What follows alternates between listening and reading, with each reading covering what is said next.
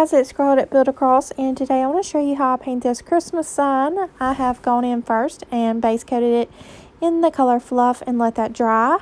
And now I'm going in with Evergreen and I'm going to begin to fill in my lettering. And so for this, there's kind of like 3 sections, and I'm going to paint them each they're separately.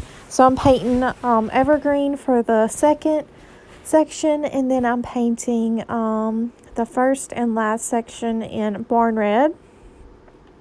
And I also used Evergreen for my holly at the bottom, and then I painted the holly berries in Barn Red. Following that, I'm just going to go in with a number 4 round and some black paint, and I'm just going to kind of lightly outline my lettering. Just kind of hitting it here and there to make it pop and stand out, not following it too precisely. If you wanted to, of course you could. And then I'm just going to do the same thing at the bottom on my holly berries.